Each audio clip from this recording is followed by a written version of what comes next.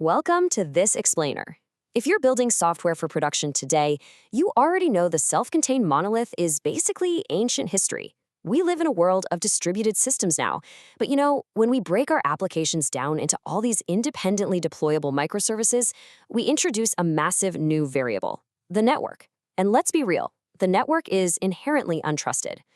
Today, we're going to demystify some of the most fascinating and frankly complex security challenges out there by diving straight into Chapter 3 of our source material, which is all about service-to-service communication. We are going to explore exactly how we secure the chatter between all these different moving parts. So I want to kick things off with a question.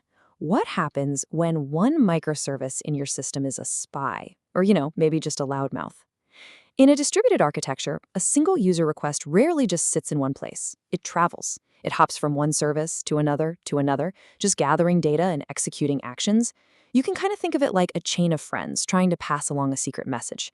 They whisper it down the line. But what if one person in that chain just isn't who they say they are? If just a single microservice is vulnerable, compromised, or even just misconfigured, that one weak link can compromise your entire system. The secret gets out or the message gets maliciously altered. Securing that entire chain, literally every single handshake and whisper, is exactly what we're focusing on today. Okay, let's dive into this. Here's our roadmap for today. 1. The chain of friends. 2. User versus service identity. 3. The identity propagation problem. 4. Your essential security toolkit. And 5. Securing the deployment environment. Section 1. The chain of friends. Before we get tangled up in the complex web of microservices, we really need to ground ourselves in the absolute fundamentals. These are the security responsibilities that every developer faces, totally regardless of the architecture they're working in. Basically, every single application out there has to solve these 4 core security problems. First, securing communication channels. You have to ensure that when data moves from point A to point B, it absolutely cannot be intercepted or tampered with by some eavesdropper. Second, authentication and authorization. You've got to rigorously verify exactly who is making a request. And then, crucially, determine if they actually have the permission to do what they're trying to do. Third, handling sensitive credentials. Your applications need to talk to databases, external APIs, all that stuff, which means they need secrets like API keys. And as we all know, accidentally pushing an API key to a public GitHub repo is pretty much a developer's worst nightmare. Managing those securely so they aren't leaked in source code is paramount. And fourth, running securely in your deployment environment. Whether that's on-premises or up in the cloud, you have to lock down the actual infrastructure where your code executes. Now, these 4 problems, they're universal. But as we'll see, microservices make solving them a whole lot trickier. The source material perfectly encapsulates this complexity with this quote: "A single user request can travel through multiple microservices, like a chain of friends trying to pass along a secret." Think about it. In a monolithic app, you solve those 4 core problems just once, right at the front door. Easy, right? But in a microservice architecture, every single time service A calls service B, you have to solve them all over again. If the whole system falls apart because one friend in the chain is a loudmouth or a spy, then we, as developers, must deliberately secure every single link in that service-to-service call chain. Moving on to Section 2, User versus Service Identity. If we actually want to secure our chain of friends, we have to be incredibly precise about exactly who is talking to whom. We really need to draw a sharp contrast here between 2 different concepts that developers honestly conflate all the time: user identity and service identity. User identity refers to the entity that actually kicks off the request chain. This is typically a human being, a customer logging into a website, an employee accessing an internal tool, maybe a partner. It could also be an external system acting on its own behalf. Service identity, on the other hand, is the identity of the specific microservice making a request on behalf of that user. For example, if an edge microservice receives a request from a customer, and then it turns around and calls an internal billing service to process it, that edge service has its own unique identity. What's absolutely crucial to grasp here, and take a second to really think about this, is that during a single request, both of these identities are active at the exact same time. You have the user who originated the action, and you have the identities of the various services in the call chain that are talking to each other to fulfill that action. If you don't clearly differentiate between the two, you simply cannot properly secure your system. Now for Section 3, the identity propagation problem. Now, what's really interesting about this next part is the sheer scale of the architectural headache we're dealing with. We know we have a user identity, and we know our request jumps through a chain of services. Let's meticulously trace the journey of a single request to see what we're really up against. So starting way on the left, we have our user. They log in and communicate with an SSO, a single sign-on service.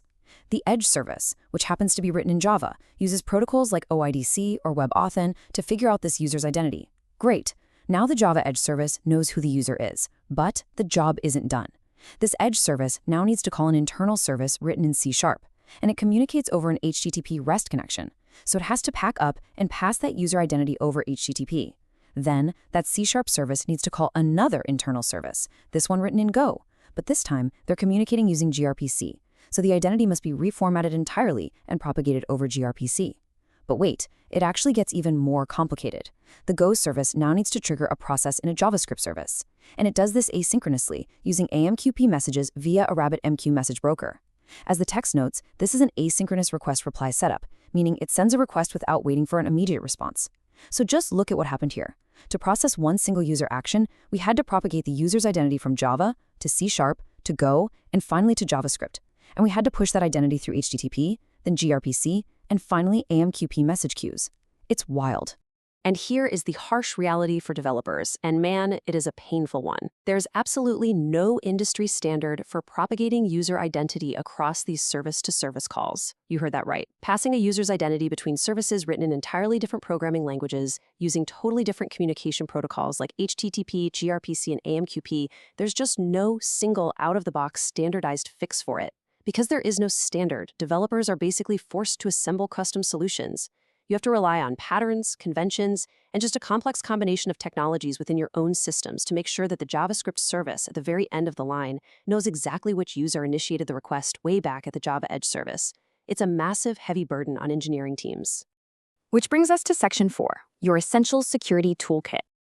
So, the big question, how do we actually solve this? Well, we have to build our own conventions.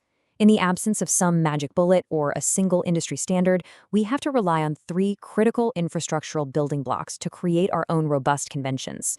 We're talking about API gateways, service mesh technology utilizing mTLS, and a standard known as SPIFFE. Let's break down exactly what each of these heavy hitters actually does for you. First up in the toolkit is the API gateway. You can think of the API gateway as your front door. It's your first line of defense. The source text defines it as an infrastructure component that simplifies implementing API keys and secures Edge microservices. Now, Edge microservices are the ones that interact directly with your users or external systems out there over the open internet. The API gateway sits right in front of them. It handles the initial authentication, it validates those API keys, and it ensures that before a request even reaches your internal chain of friends, it has been thoroughly vetted. Basically, it centralizes Edge security so that every individual Edge service doesn't have to just constantly reinvent the wheel. Next, we have the service mesh. While the API gateway protects your Edge, the service mesh protects all that internal communication. The text highlights that a service mesh simplifies the deployment and management of mTLS, or Mutual TLS, meaning two-way encryption, between your microservices. Remember our second core security problem, authentication and authorization between services? And remember service identity? Well, a service mesh essentially offloads that incredibly complex task of internal authentication for you. It automatically encrypts the traffic between your internal services and ensures that both the calling service and the receiving service cryptographically prove their identities to each other before any data is exchanged. It ensures that the C# service knows for an absolute fact that it is talking to the genuine Go service and not some imposter. The third critical tool in our kit is SPIFFE. The text describes SPIFFE as offering a robust way to solve the problem of bootstrapping trust, which enables the implementation of advanced security patterns. Think about it like this. If a service mesh uses mTLS to secure communication, how do the services get the certificates required for mTLS in the first place, right? How do we establish that initial baseline of trust across a massive, highly dynamic infrastructure? That is exactly what SPIFFE does. It provides a standard for securely issuing identities, almost like cryptographic passports to workloads, so that your microservices can definitively prove who they are no matter where they happen to be running. Finally, Section 5, Securing the Deployment Environment. So the crucial point is, having great code and advanced identity patterns is really only half the battle. If the ground your software actually runs on is shaky, the whole house comes down anyway. We need to look at the infrastructure where these microservices actually live and execute. The source material points to two highly specific deployment must-haves that every modern developer absolutely needs to know about: cloud-native build packs and secure Kubernetes manifests. Let's look at what your responsibilities are regarding these two specific technologies. As a developer, you have very active responsibilities here. Step 1 is automating the creation of secure container images. The text strongly recommends using cloud-native build packs for this. Why? Because build packs automate the process and make it incredibly easy to patch your applications when security vulnerabilities are inevitably discovered in the base layers of your containers. Instead of you manually rebuilding everything, build packs just handle the updates efficiently, ensuring your containers remain secure over time. Step 2 involves the orchestration layer itself. Kubernetes is widely recognized as the preferred way to run microservices in production today. But, and this is a big but, Kubernetes is not secure by default right out of the box. It actually prioritizes convenience over lockdown. Developers must actively know how to write secure Kubernetes deployment manifests. You have to intentionally configure and enable the infrastructure security features that Kubernetes provides to ensure your pods and services are running securely and with the absolute least privilege necessary. Well, we have covered a tremendous amount of ground today. We've seen exactly how microservices act like a chain of friends and how a single weak link can compromise the whole shebang. We explored the vital difference between user and service identity and faced the pretty daunting reality that propagating identity across languages and protocols literally has no industry standard. Because there's no standard, the responsibility falls squarely on your shoulders.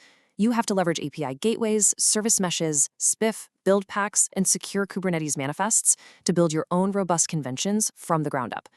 So I'll leave you with this final provocative thought. If there is no industry standard to secure your service-to-service call chain, what conventions are you going to build today to ensure your system's secrets actually stay safe? Thank you so much for joining me on this deep dive through the architecture of microservice security. Keep learning, keep building securely, and I will see you in the next explainer.